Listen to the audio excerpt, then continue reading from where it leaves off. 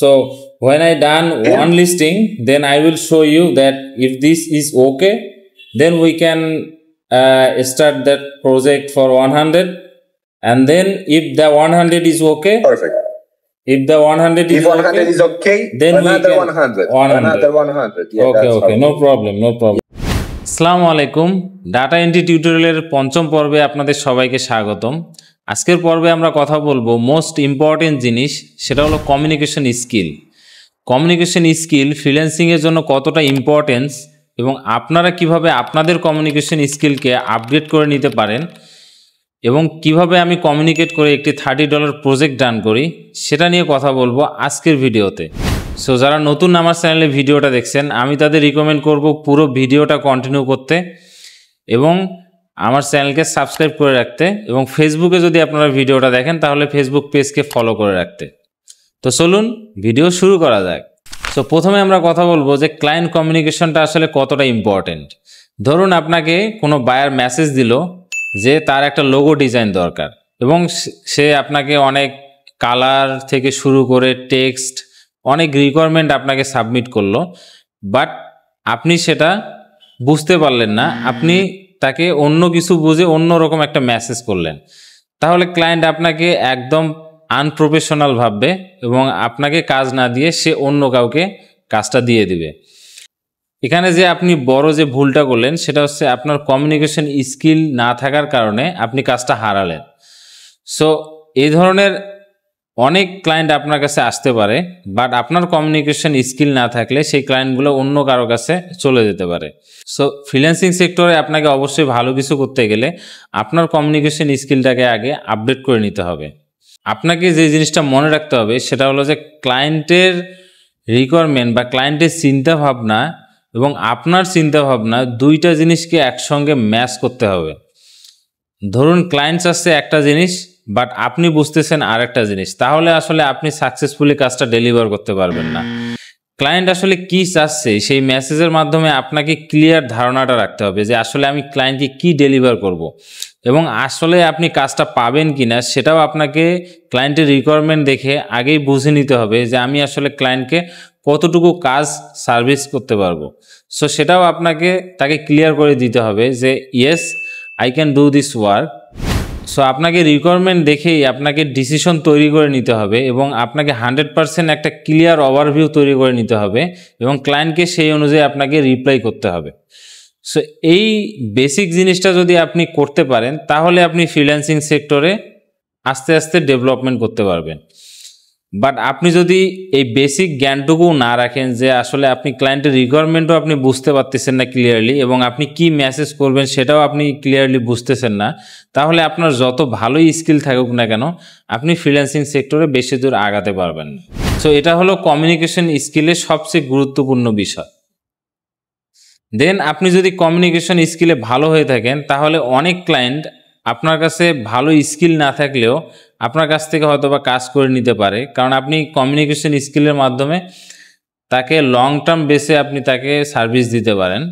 So communication skill ভালো থাকলে আপনার ক্লায়েন্ট রিপিটেশনটা বাড়বে, আপনার কাছে বারবার ক্লায়েন্ট আসবে এবং সে আপনাকে দিয়েই প্রজেক্টগুলো করাবে। সো স্কিল ভালো হওয়ার পাশাপাশি কমিউনিকেশন স্কিলেও ভালো হওয়াটা সবচেয়ে বেশি ইম্পর্টেন্ট। সো এখন আমি আপনাদের দেখাবো যে কমিউনিকেশনের মাধ্যমে আমি কিভাবে একটি $30 প্রজেক্ট ডান করি এবং কিভাবে আমি প্রোডাক্ট লিস্টিংয়ের কাজ করি। সো ডাটা এন্ট্রি নিয়ে যারা কাজ করতে যাচ্ছেন তাদের এই ভিডিওটা আশা করি অনেক বেশি হেল্পফুল হবে। সো চলুন দেখি যে আমি আসলে ক্লায়েন্টের কাজটা কিভাবে ডান করি, দেন আমি আপনাদেরকে বলবো যে কিভাবে আপনারা আপনাদের কমিউনিকেশন স্কিলকে আপগ্রেড করে নিতে পারেন এবং আপনারা আপনাদের ফ্রিল্যান্সিংয়ে সেটাকে ইউজ করতে পারেন। সো চলুন স্ক্রিনে চলে যাওয়া যাক। সো প্রথমে যদি আমরা দেখি যে একটি রোমানিয়ান ক্লায়েন্ট, সে আমাকে কিছুদিন আগে মেসেজ করে যে hello brother, can we have a call for some listings entry on WordPress.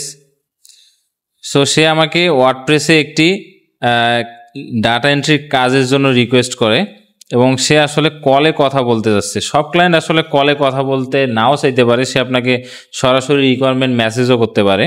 So যেহেতু ক্লায়েন্ট আমাকে বলেছে যে সে আসলে কলে কথা বলতে চাচ্ছে, সো আমি তাকে ইয়েস বলি এবং জুম কলের লিঙ্ক তাকে সেন্ড করি, ইনভাইটেশন লিঙ্ক, এবং দেন ক্লায়েন্টের সঙ্গে আমার কলে কথা হয় এবং দেন আমি রিকোয়ারমেন্টটা তার কাছ থেকে বুঝে নেই, তারপর আমরা আসলে কাজটা শুরু করি। সো এখানে আপনারা দেখতে পাচ্ছেন আমি কাজটা তাকে সাবমিট করি, $30 একটি প্রজেক্ট, এখানে ডেলিভার শো করতেছে। সো ক্লায়েন্টকে আমি কাজটা ডেলিভার করে দেই। কাজটা করার পরে আসুন দেখি যে আমি আসলে কিভাবে প্রোডাক্ট লিস্টিংটা আসলে করি। সো ক্লায়েন্ট আমাকে একটা লিস্টের লিঙ্ক দেয়, যে সে আমাকে বলে যে তার কিছু প্রোডাক্ট লিস্ট করতে হবে গুগল ম্যাপ থেকে, এবং এই প্রোডাক্টগুলো তার অলরেডি লিস্টিং করাই আছে। সো এই প্রোডাক্টগুলো যাতে ডুপ্লিকেট না হয় সেজন্য সে আমাকে বলে। সো প্রথমেই আমি আসলে ইনস্ট্যান্ট ডাটা স্ক্র্যাপার দিয়ে তার পুরো প্রোডাক্ট লিস্টটাকে আমি আসলে আগে কপি করে নেই। কপি করে আমি সেটাকে এক্সেলে সাবমিট করি। সো নতুন কোনো লিস্টিং যখন আমি করব সেটা যাতে ডুপ্লিকেট না হয় সেজন্য আমি প্রথমেই এই লিস্টিংটাকে আগে চেক করে নিচ্ছি। আমি প্রথমে পুরো কলামটাকে সিলেক্ট করে ডাটা থেকে রিজেক্ট ইনসার্টিং ডুপ্লিকেট আইটেমস এই অপশনটাতে ক্লিক করে দেন ওকে, এবং আমি একটি ডুপ্লিকেট প্রোডাক্ট নেম পেস্ট করি এবং দেখি যে আসলে হ্যাঁ এটাকে রিজেক্ট ইনপুট ডুপ্লিকেট শো করতেছে। সো এই লিস্টিংটা অলরেডি আছে। সো এখন আমি গুগল ম্যাপ থেকে ক্লায়েন্ট আমাকে যে ম্যাপের লিঙ্কটা দিয়েছিল সেখান থেকে আমি আসলে প্রোডাক্ট কপি করব বা নেমকে কপি করব। কপি করে আমি আসলে দেখব যে আসলে সেটা ডুপ্লিকেট কিনা, দেন আমি আসলে সেটাকে ক্লায়েন্টের ওয়ার্ডপ্রেসে সেটাকে লিস্ট আউট করব। সো এখন আমি চেক করতেছি যে আসলে এই নেমটা আসলে ডুপ্লিকেট কিনা। দেখুন যে কোনো কিছু শো করতেছে না, তার মানে এটা ইউনিক একটি নেম। সো আমি এটাকে অ্যাড লিস্টিংয়ে গিয়ে এটা আমি ক্লায়েন্টের ওয়ার্ডপ্রেস ড্যাশবোর্ডে লিস্টিং করব। প্রথমে আমি ক্যাটাগরিটাকে সিলেক্ট করলাম, যেহেতু ওয়েবসাইটটা রোমানিয়ান ল্যাঙ্গুয়েজে, সো আপনারা হয়তো নাও বুঝতে পারেন। দেন আমি এটাকে লোকেশনটাকে আগে কপি করব এবং লোকেশনে বসাবো। সো আপনারাও এই ধরনের প্রোডাক্ট লিস্টিংয়ের কাজ করতে পারেন, আমার ভিডিওটা দেখে শিখতে পারেন। সো লোকেশন সাবমিট করার পরে আমি চ্যাটজিপিটিতে আসব, কারণ আমাকে সেক্টরটা দেখতে হবে যে এই লোকেশনটা আসলে কোন সেক্টরে পড়ে। সো আমি চ্যাটজিপিটিকে আস্ক করলাম যে please tell me the sector.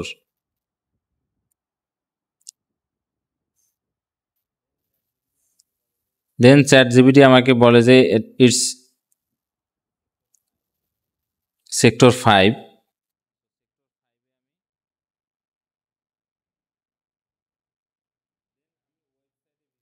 দেন আমি ওয়েবসাইটে ভিজিট করি।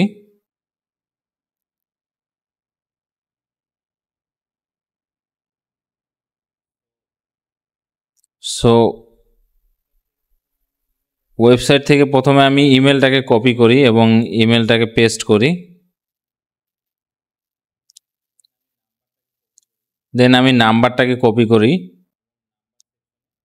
এবং নাম্বার সেকশনে পেস্ট করি।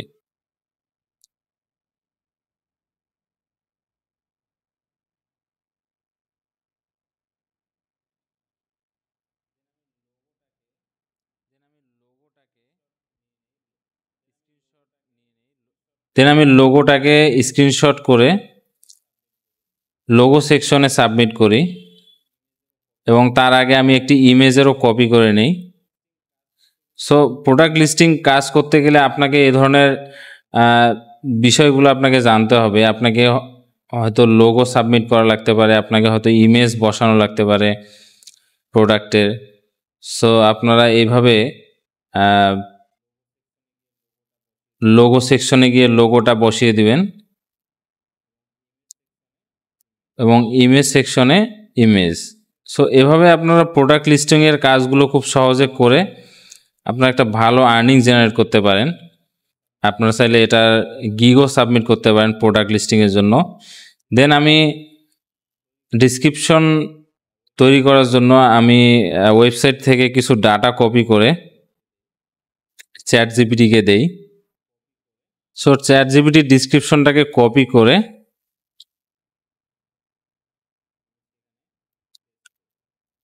আমি সেখানে পেস্ট করি। সো সবগুলো ডাটা অ্যাড করা হয়ে গেলে দেন আমি প্রিভিউতে ক্লিক করি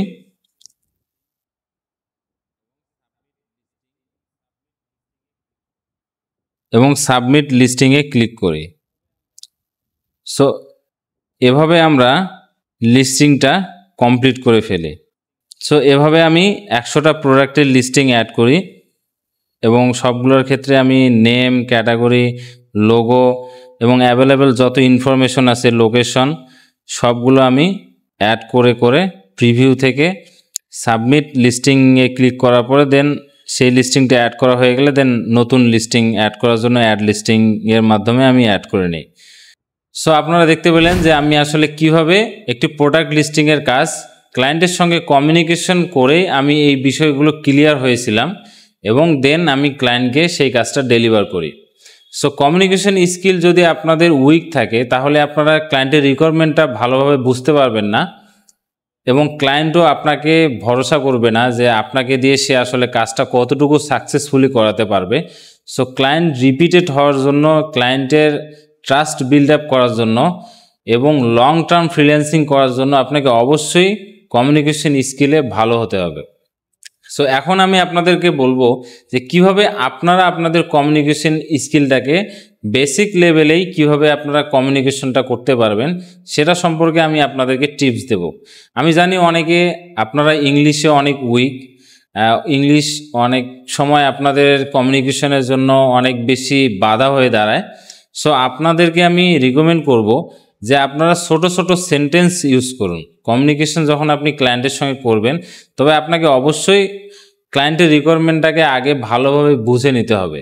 ক্লায়েন্ট আপনাকে যে মেসেজটা করবে সেটা আপনি চাইলে ChatGPT-কে বলতে পারেন, চাইলে আপনি ট্রান্সলেটর ইউজ করতে পারেন। আপনি আগে রিকোয়ারমেন্টটাকে আপনাকে ভালোভাবে আগে বুঝে নিতে হবে যে আসলে ক্লায়েন্ট আমার কাছে কী চাচ্ছে।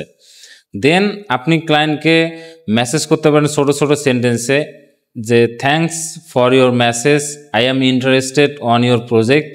সো এই ধরনের ছোট ছোট সেন্টেন্সের মাধ্যমে আপনি ক্লায়েন্টের সাথে কমিউনিকেট করা শুরু করতে পারেন। এবং সেকেন্ড যে বিষয়টা সবচেয়ে ইম্পর্টেন্ট, যে ক্লায়েন্টকে আপনি সবসময় পজিটিভ টোনে কথা বলবেন। যে আপনি ক্লায়েন্টকে সবসময় বলবেন yes, thank you, I am checking this requirement, thanks for your time, please allow me 10 minutes. So client আপনার এই পজিটিভ টোনগুলোতে ক্লায়েন্ট অনেক বেশি আপনার সঙ্গে কথা বলতে স্বাচ্ছন্দ্য বোধ করবে। সো আপনি চেষ্টা করবেন যে ক্লায়েন্টকে খুব একটা নেগেটিভ ওয়ার্ড ইউজ না করতে, যেমন নো, আই কান্ট, এই ধরনের ওয়ার্ডগুলোকে এড়িয়ে চলার চেষ্টা করবেন। নেগেটিভ ওয়ার্ডগুলোকে কিভাবে পজিটিভ টোনে কনভার্ট করা যায় সেগুলো আপনি ট্রাই করবেন। আপনি যদি কোনো কাজ না পারেন সেটা আপনি ক্লায়েন্টকে সুন্দরভাবে বুঝিয়ে বলবেন এবং আপনি কি পারেন সেটাকেও আপনি সুন্দরভাবে বুঝিয়ে বলবেন। তাহলে ক্লায়েন্টের যদি ওই ধরনের রিকোয়ারমেন্ট থাকে যেটা আপনি পারেন, সেটার জন্য ক্লায়েন্ট আপনাকে মেসেজ করতে পারে। সো এগুলো হচ্ছে সবচেয়ে গুরুত্বপূর্ণ বিষয়। দেন আর একটা ইম্পর্টেন্ট টিপস আপনাদেরকে বলবো, সেটা হলো আপনারা অবশ্যই আপনাদের গ্রামারলি এক্সটেনশনটাকে অ্যাড করে নেবেন। সো যখন আপনারা ক্লায়েন্টের সঙ্গে কোনো মেসেজ করবেন, সো আপনাদের গ্রামারে কোনো মিস্টেক থাকলে গ্রামারলি এক্সটেনশন আপনাদেরকে রেড মার্কের মাধ্যমে আপনাদের সেটাকে মার্ক করে দিবে এবং সেখান থেকে আপনারা সেটাকে কারেকশন করে ক্লায়েন্টকে একটা সুন্দর মেসেজ দিতে পারেন। সো ক্লায়েন্ট কমিউনিকেশন নিয়ে আরও বিস্তারিত অনেক বিষয় আপনাদেরকে বলবো পরবর্তী কোনো একটা ভিডিওতে। সো আজকের ভিডিওটা আপনাদের কেমন লাগলো কমেন্টে জানাতে ভুলবেন না এবং আপনার কমিউনিকেশন স্কিল ডেভেলপমেন্ট করার জন্য আপনি কোন কোন স্ট্র্যাটেজি ফলো করেন সেগুলো আপনি কমেন্টে জানাতে পারেন। এতে অন্যরাও আপনার স্ট্র্যাটেজিগুলো ফলো করে উপকৃত হতে পারে। সো ভিডিওটা ভালো লাগলে অবশ্যই ভিডিওটাতে একটা লাইক করবেন এবং আমার চ্যানেলটাকে সাবস্ক্রাইব করবেন। দেখা হবে নেক্সট ভিডিওতে। আসসালামু আলাইকুম।